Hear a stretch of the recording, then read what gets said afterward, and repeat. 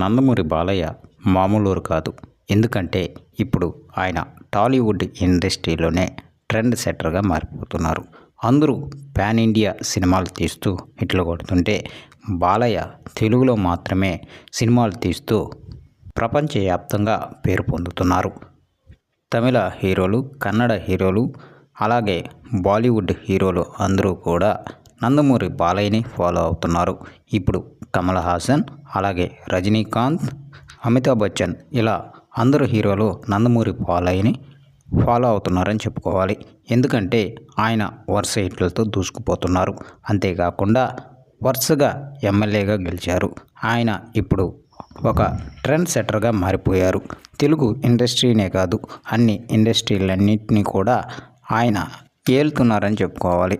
ఇక నందమూరి బాలయ్య సినిమాల విషయానికి వస్తే ఇప్పటికే 10 సినిమాలకి సైనప్ చేశారంటే ఆయన కోసం ఎంతమంది ప్రొడ్యూసర్లు, డైరెక్టర్లు ఎదురు చూస్తున్నారో ఇప్పటికే అర్థమవుతుంది. వరుసగా మంచి హిట్లు ఇచ్చేందుకు ఆయన వరుస సినిమాలకు సైనప్ చేసేశారు. ఇక తదుపరి చిత్రాలన్నీ కూడా భారీ బడ్జెట్తో రూపొందుతున్నాయి.